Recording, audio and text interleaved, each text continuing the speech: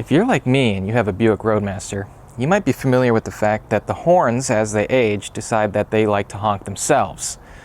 Now this happened to me, of course, at 9 p.m. Just decided to start honking incessantly. Until I came and unplugged the fuse, it would not have stopped. Now this is an increasingly common problem with these cars as they age, due to the way that the horn mechanism is designed. Now today I'm going to tell you a way to fix that. That does not involve having any external buttons that a lot of people like to use on the steering wheels or the dashboards or on the floor. This is a completely discrete solution, and it lets you honk the horn completely normally. So let's get to it. So here I've laid out the things you're going to need for the horn fix. It includes a basic button, 4 nuts of about 3/8 inner diameter or 10 millimeter. And the key to it all lies within the horn contact mechanism from an early 2000s Chevy Silverado. There's the part number there. Now really, actually, you're not going to need this whole mechanism. You only really need it for the springs. You can probably find springs like this anywhere else, but this is where I decided to get the springs from because I figured if it works for the Chevy Silverado horn, then it's probably going to be about the right contact pressure for this horn. Now this cost me about $25, but I'm willing to bet if you search at a junkyard you could probably find one for a fraction of the price, which will make this solution even cheaper. So the first thing we have to do is take apart the horn contact mechanism from the Chevy Silverado. Now, if you're unfamiliar with how these work, this mounts behind the airbag module in the Chevy, and when you press the airbag, this actuates, causing this contact to make a connection, making the horn sound. This is the positive lead, and this would be the negative. But all we really care about is the springs from this, so basically all you have to do is take these washers out, which I've done ahead of time, so this is a little bit easier for me. You might need to put them in a vise, because they can be a little tricky, or just cut them off, because we don't need these washers. We just care about these springs. Now, like I said, you could probably just buy a kit of springs if you happen to know the spring rate of these, or just find one of these at a junkyard, probably if you wanted to save some money, but as is, they're only 25 bucks. You could probably get them cheaper elsewhere. But for my purposes, this works just fine. Now the next steps are going to be in the car. I've already unplugged the battery, so that's out of the way. And the next thing we have to do is, of course, unplug the fuses for both the airbag and the horn. So behind this panel, which would normally be there, is the fuse box we're looking for. Now, if your diagram is not in good shape, you might not have these, but we're looking at the 15 amp fuse for the airbag and the 25 amp fuse for the horn. So here's the airbag fuse. Take that out. And the white one is the horn. Now, in order to get the airbag actually out of the car, we're going to need a T30 Torx bit. And right on the back are going to be 2 bolts. There's 1. And there's 2.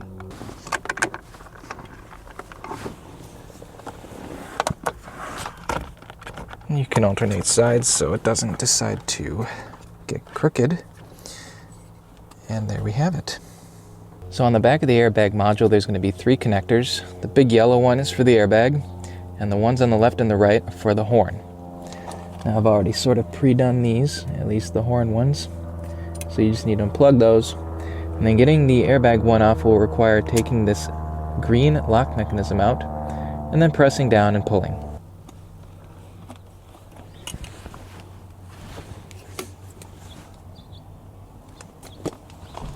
So now we're back on the workbench. We need to disassemble the back bracket of this airbag module, and you'll see why in a moment. These 4 bolts here are also T30 Torx bits, so I'm just going to go ahead and take those off. And then this will come off. So now that we've unscrewed the mounting plate, this is a good time for us to mount our little cheap button that I got. I'll leave a link to this. It's just from Amazon. It was like $3 or $4.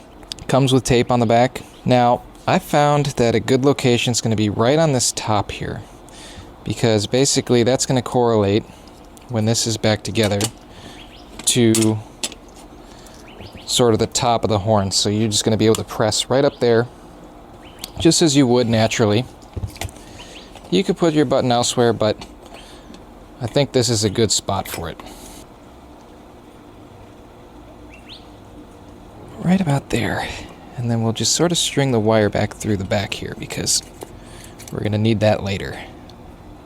And there you go. Now that the button's in place, I'm going to swing it back around and just set it off to the side for now. Now this is a time when the nuts and the springs are finally going to come into play. Now, these nuts, all they're really going to do is serve as spacers for the springs to perch on top of. And you'll see where I'm going with this in a second. So you put the springs on top of the nuts, over the posts. And when I flip this mounting plate back over to the place that it's going to want to mount, you'll see that now I have a sprung mounting surface, which when pressed far enough is going to contact the button that's underneath the plate.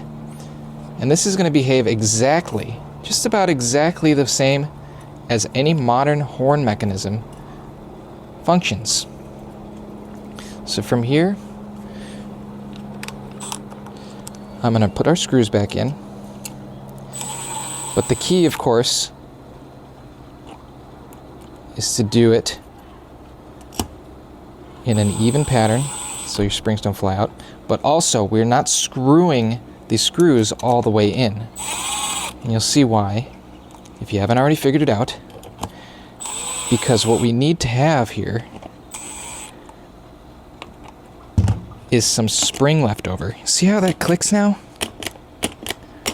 It presses in just like you would on a modern horn assembly. And that's actually, as I do that, clicking this button, which we're going to wire into our factory horn contact leads, and it's going to cause the horn to sound.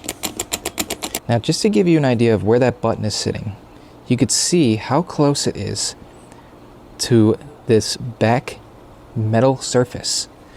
And when I press down, you can see that it's making contact with it, and it's actually pressing the button, which is exactly what we want to have happen when we press this horn pad down.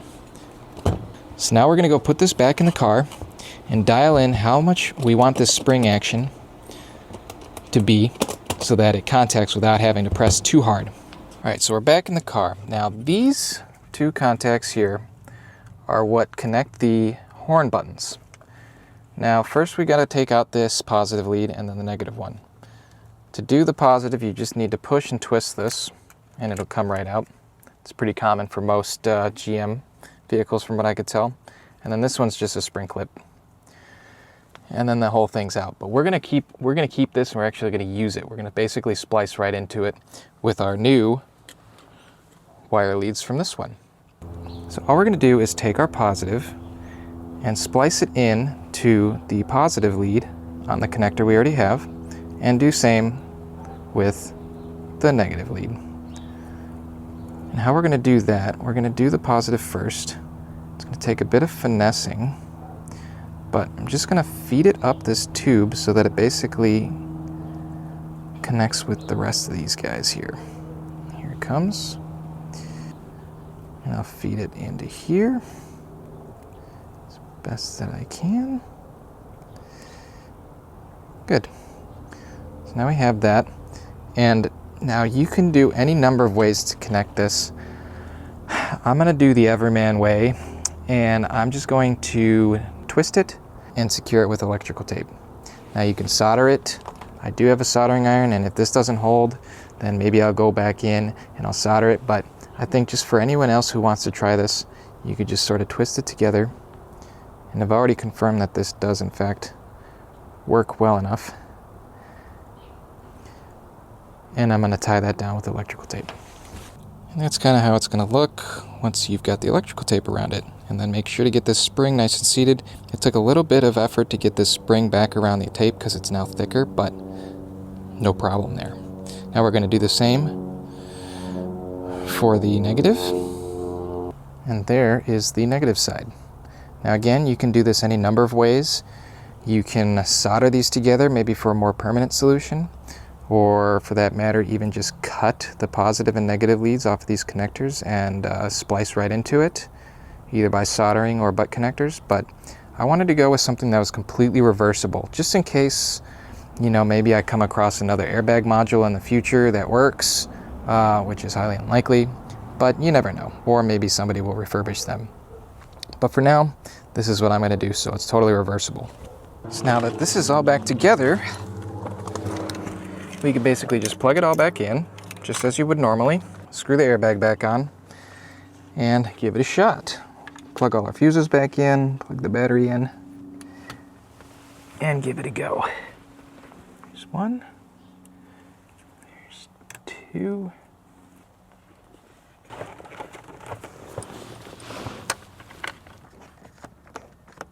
All right, so I got the steering wheel screwed back in, I've got the fuses back in, and I've got the battery plugged back in. So let's give it a shot.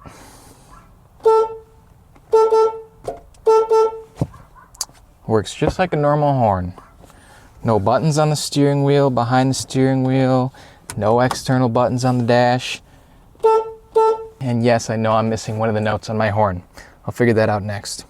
But for now, I've got a wimpy little sounding horn that works just like normal.